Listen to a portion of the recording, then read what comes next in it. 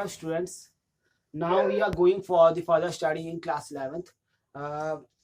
Actually क्या है कि काफ़ी समय से वीडियो में डाल नहीं पा रहा था, मैं कुछ काम था इस वजह से वीडियो डाल नहीं पा रही थी, मगर अब कोशिश करूंगा मैं लगातार वीडियोस आ सके। हम जो है काइनेमेटिक्स में आ चुके थे, क्लास यूनिट सेकंड आ गई थी हमारी, और काइनेमेटिक्स के अंदर हम आगे के टर्म्स को पढ़ेंगे अब, ठीक है। तो अब अगला जो टर्म आएगा उसमें आएगा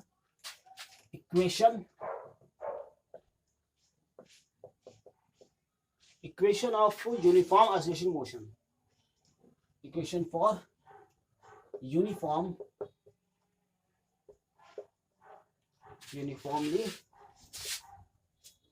oscillated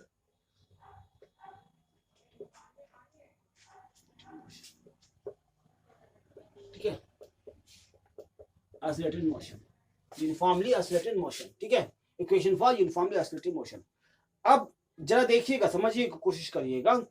if an object is moving in a straight line, अगर हम एक स्ट्रेट लाइन में एक ऑब्जेक्ट को मूव कराते हैं, तब इसके अंदर ये मान लीजिए ऑसिलेटेड कर रहा है, ये यूनिफॉर्म ऑसिलेटिंग मोशन कर रहा है, कांस्टेंट ऑसिलेशन हो रहा है। तो इन कॉन्सेप्ट के हिसाब से अगर देखा जाए तो इसमें कुछ चीजें हैं, कुछ टर्म्स आते हैं, जैसे कि वेलोसिटी, डिस्प्लेसमेंट, ठीक, टाइम,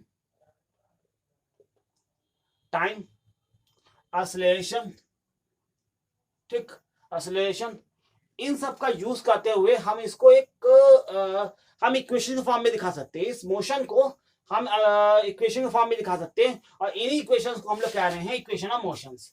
ये तीन हैं इक्वेशंस। कौन कौन सी तीन है? देखिए, ये तीन इक्वेशंस हैं।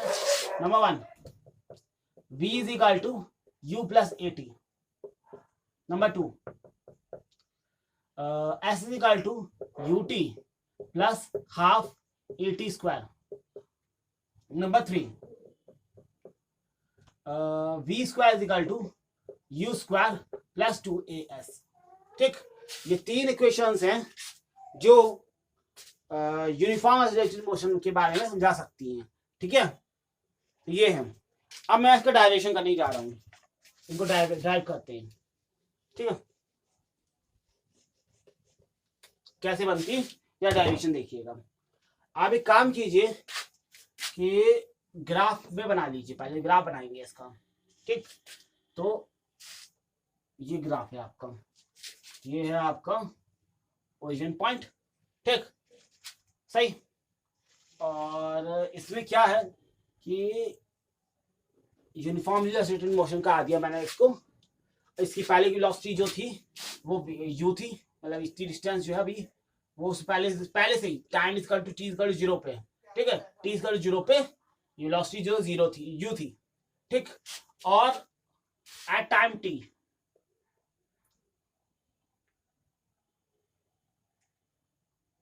ठीक, एट टाइम t इसकी वेलोसिटी है v, ठीक। ये वेलोसिटी, ये है वेलोसिटी के लिए, और ये है डिस्प्ले, ये है टाइम के लिए। यानी मैं इसमें दिखा रहा हूं आपको वेलोसिटी टाइम ग्राफ। ये वेलोसिटी टाइम ग्राफ है, ठीक है, वेलोसिटी टाइम ग्राफ है। तो इसमें क्या दिखाया मैंने आपको, ये जो है आपके यूनिफॉर्मली ऑसिलेटेड मोशन है, ठीक। टाइम t पे वेलोसिटी है v, और time t is equal to 0 पे आपकी वेलोसिटी है u, ठीक।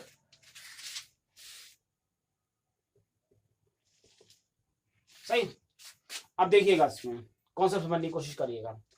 ये जो है, ये जो डिस्टेंस है वो u है, मतलब ये जो आपकी वैल्यू है वो u है। तो ये कितनी होगी? v माइनस u, क्योंकि टोटल जो है v है, यहां से यहां तक की पूरी डिस्टेंस v है। यहाँ पे पूरा जो वैल्यू मैंने आपको बताई वो v है। तो ये जो होगी वैल्यू वो होगी v माइनस u, क्योंकि ये u है तो ये v माइनस u होगी, ओके। और ये time is equal to t equal to 0 पे है, तो इसका मतलब ये जो हो जाएगा वो हो जाएगा t, ठीक। मैं सबके नाम दे देता हूं। ये है a पॉइंट, ये है b पॉइंट, ये है c पॉइंट, ये है d पॉइंट, और ये तो o है पॉइंट, ठीक है। सही है। वेलोसिटी टाइम ग्राफ मैंने आपको दिखा दिया इसके अंदर। अब जरा इसको एक एक करके समझते चलते हैं। तीनों इक्वेशंस मैं एक एक करके बनाते चलता हूं, ठीक है। पहले आती फर्स्ट इक्वेशन। फर्स्ट इक्वेशन आती, फर्स्ट इक्वेशन में क्या करना है, फर्स्ट इक्वेशन में क्या करना है, आप ये देखिए। एक बात देखिए, एक्सीलरेशन कैसे निकालते हैं, ए इक्वल टू कैसे निकालते हैं। ए इक्वल टू होता है final minus initial upon time taken, ठीक। A equal to V minus U upon T. Initial ये है, फाइनल ये है, और टाइम टेकन हुआ टी। तो एक्सीलरेशन कितना होगा, स्लोप की वैल्यू कितनी होगी, स्लोप में टाइम वेलोसिटी ग्राफ में स्लोप की वैल्यू कितनी होगी, ए इक्वल टू होगी वी माइनस यू इसको टी। तो ए टी इक्वल टू कितना हो गया, v माइनस यू, यानी u इक्वल टू वो v इक्वल टू कितना हो गया, वो हो गया v u plus A T. v equal to u plus A T हो गया। ये हो गई पहली इक्वेशन। अब दूसरी इक्वेशन में देखते हैं, सेकंड इक्वेशन। सेकंड इक्वेशन देखिए, सेकंड इक्वेशन कैसे आती है। इस वेलोसिटी टाइम ग्राफ में मैंने आपको पहले ही पढ़ाया था कि वेलोसिटी टाइम ग्राफ में अगर एरिया निकाल लूं, इस एरिया को मैं निकाल लूं, इस एरिया को मैं निकाल लूं, ठीक है, इस एरिया को मैं निकाल लूं, तो मैं निकाल सकता हूं डिस्प्लेसमेंट, ठीक। तो मान लीजिए टाइम t इक्वल टू 0 से लेकर हम time t equal to t तक हम लोग जो है डिस्प्लेसमेंट निकालना चाहते हैं। तो s इक्वल टू यानी डिस्प्लेसमेंट इक्वल टू हो जाएगा हमारा एरिया ऑफ, क्या होगा, A B C D O, A B C D O, ठीक। ये क्या है, यहां दो चीजें हैं, पहले है रेक्टेंगल, पहले है rectangle, rectangle rectangle A C D O plus triangle,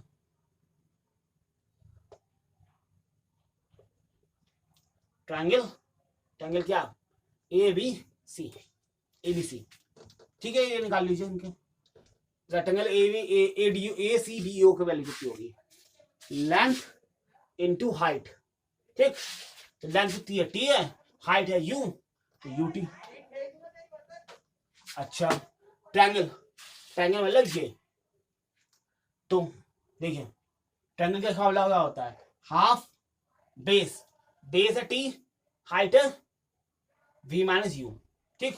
तो v माइनस यू और ये t, सही। इसमें कोई डाउट नहीं होगा, बहुत आसान है चीज, ठीक है। अब देखिए इतने पॉइंट तो हम लोग पहुंच गए हैं कि u v इक्वल टू हमारा निकल के आ गया u plus half v minus U V minus U T, ठीक है। अभी तो आया नहीं है सेकंड इक्वेशन, अब आ जाएगी इसमें, देखिएगा। सॉरी ऐसे गलत था। तो एस इक्वल टू हो गया यू टी प्लस हाफ, अब एक बात देखिएगा, v minus U upon T लिख देता हूं मैं इसको, तो ये क्या हो जाएगा, टी स्क्वायर। कर सकता हूं, बहुत आसान बात है भाई, टी से ऊपर नीचे मल्टीप्लाई कर दिया मैंने, तो ये टी और यहाँ टी स्क्वायर हो गया, करके डाली यही आएगा, ठीक है। ये वैल्यू क्या होती है, ये होता है ए एक्सीलरेशन। तो एस इक्वल टू हो गया you T plus half A T square, this is the second equation, ठीक है। ये सेकंड इक्वेशन हो गई हमारी, ये चाहिए थी S equal to U T plus half A T square, ये आ गई हमारी सेकंड इक्वेशन। अब थर्ड इक्वेशन देखिए कैसे आती है। थर्ड इक्वेशन, थर्ड इक्वेशन देखिए, थर्ड इक्वेशन बहुत आसान है, कुछ नहीं है इसमें। आप एक काम कीजिए, v equal to U plus A T लीजिए, जो आपने पहली इक्वेशन में पढ़ा था, ठीक। अब एक काम कीजिए, इसका स्क्वायर कर दीजिए, स्क्वायर करेंगे, स्क्वायरिंग करेंगे इस पे ऑन बोथ साइड्स। तो v स्क्वायर इक्वल टू हो गया u प्लस ए टी का होल स्क्वायर, सही।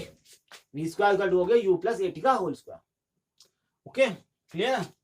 अब स्क्वायर खोल लीजिए, तो v स्क्वायर इक्वल टू क्या हो गया, u square plus A square T square plus 2 UAT। सही, ओके। काम करते हैं, मैं काम करता हूं इन दोनों में, मैं 2U को कॉमन ले लेता हूं, ठीक, या 2A को कॉमन ले लेते, चलो 2A काम करते, 2A को कॉमन लेते क्योंकि दोनों में आएगा नहीं U कॉमन, तो 2A को कॉमन ले लिया मैंने, सही, 2A कॉमन ले लिया। इसमें क्या बचा, UT half AT square, half AT square, ये क्या है, अभी सेकंड इक्वेशन पढ़ी है वो है ये, तो V स्क्वायर इक्वल टू हो गया U स्क्वायर प्लस 2A, और ये कितना हुआ, यस हुआ, ठीक, S हो गया। तो ये हो गई आपकी third equation, that's the third equation, okay. तो ये चीज हो गई आपके लिए। अब क्या किया जाए, ये चीज तो आपको क्लियर हो जाएगी, अब ये चीज तो बात क्लियर हो गई आपको, ये तीन इक्वेशन मैंने आपको बता दी। अब एक प्रॉब्लम आती है कि हम लोग जो है ये तो बात कर रहे हैं लीनियर मोशन, ठीक है, लीनियर मोशन की बात करने की कोशिश कर रहे हैं। अगर यही मोशन ग्रेविटी के कॉन्सेप्ट में हो तो क्या होगा, यही कॉन्सेप्ट जो है ग्रेविटी के साथ लेने की कोशिश करें तो क्या होगा, देखिए इसी कॉन्सेप्ट को मैं ग्रेविटी के साथ लेने की कोशिश करता हूं, ठीक है। जैसे कि हम जो है ना लीनियर मोशन में क्या है, आपका मोशन ऐसे चल रहा है, ग्रेविटी में तो आप नीचे क्यों जाओगे, नीचे क्यों जाओगे, ऊपर क्यों जाओगे, मतलब ग्रेविटी के या तो साथ में जाओगे या खिलाफ में जाओगे। तो equation of motion under gravity, equation of motion under gravity, okay, equation of motion under gravity. अब ये देखिए क्या हुआ इसमें, कैसे करेंगे इसको, देखिए कुछ कॉन्सेप्ट या कुछ टॉपिक्स, कुछ पॉइंट्स यहां बदलेंगे। क्या बदलेंगे, एस की यहां तुम यूज करोगे, यानी डिस्प्लेसमेंट यूज करोगे हाइट, ठीक, डिस्प्लेसमेंट यूज किया जाएगा हाइट। एक्सेलरेशन जो आप देते हो उसकी यहां पे आप यूज करोगे अब gravity, acceleration due to gravity यानी जी, ठीक, इसकी वैल्यू यूज करोगे अब, ठीक। तो नई इक्वेशन जो बन के आएंगी अगर आप ग्रेविटी की डायरेक्शन में गिर रहे हो, ठीक है, तो नई इक्वेशन बन के आएंगी v is equal to U plus G T, दूसरी बन के आएगी s equal to U T, नहीं sorry h equal to U T plus half G T square, ठीक। और तीसरी बन के आएगी इसकी इक्वेशन, वो आएगी V square equal to U square plus 2gh, ठीक है। जब आप ग्रेविटी की डायरेक्शन में ही हो, ठीक है,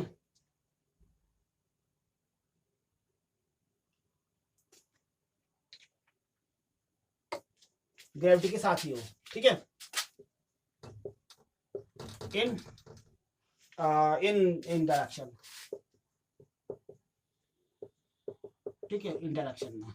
अच्छा, अगर आप ग्रेविटी के अपोजिट डायरेक्शन में करो, यानी आप नीचे से ऊपर फेंकने की कोशिश कर रहे हो, ठीक है, तो एक्सेलरेशन जी जो है वो नेगेटिव हो जाता है, यानी जी जो है इस कंडीशन में नेगेटिव हो जाता है जब आप अपोजिट जाते हो।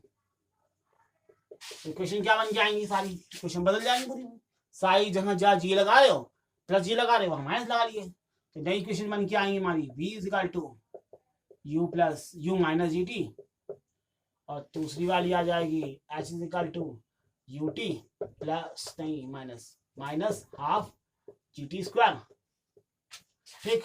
और थर्ड आ जाएगी आपकी v square is equal to U square minus 2gh, सही, ये क्वेश्चन बन जाएंगे आप सारी, ठीक है। चलिए ये भी बात भी सही आ गई, तो ये आपने ग्रेविटी की डायरेक्शन में और ग्रेविटी से अपोजिट डायरेक्शन में आपने कर लिया। अब मैं कहता हूं इंक्लाइन प्लेन पे, यही मोशन अब इंक्लाइन प्लेन पे देखिए, इंक्लाइन प्लेन मतलब ऐसा प्लेन है,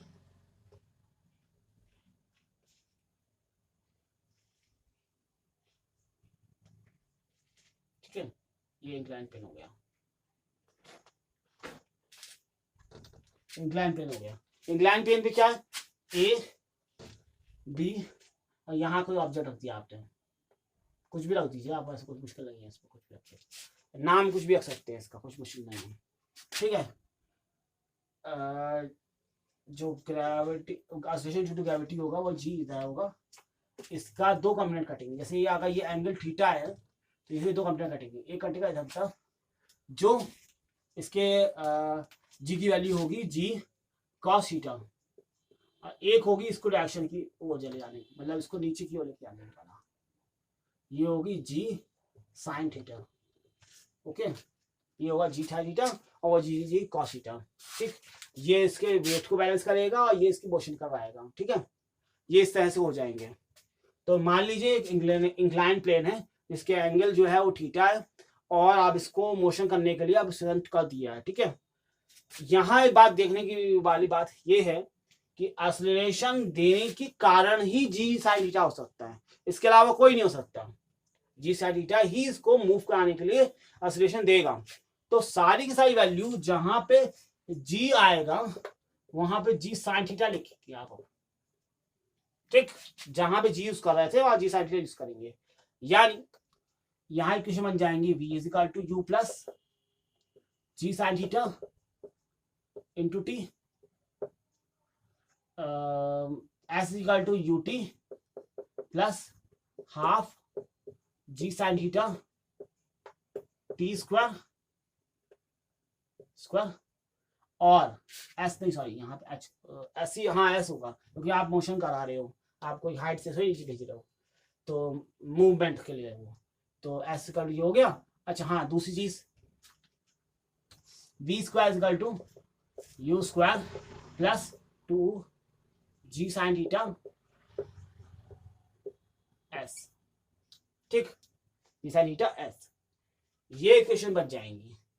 अब एक बात समझने की कोशिश करिए, यहां तो आपने इनको नीचे की ओर मूव करने के लिए दिया हुआ है, मगर अगर मैं मूवमेंट जो है अपोजिट डायरेक्शन में करवा दूं, यानी मुझे मूवमेंट का आना है ऊपर की ओर, यहाँ डायरेक्शन मूव कराना है मुझे, इस डायरेक्शन मूव कराना है मुझे, ओके, अपर डायरेक्शन में मूव कराना है, तो मैं जितनी वैल्यूज लूंगा वो मैं नेगेटिव जी साइन थीटा में लूंगा, नेगेटिव जी साइन थीटा में लूंगा, यानी माइनस जी साइन थीटा में लूंगा, तो सारी वैल्यू नेगेटिव हो जाएंगी, v is equal to U plus नहीं आएगा, minus G sine theta T, S equal to U T plus half plus नहीं sorry minus G sine theta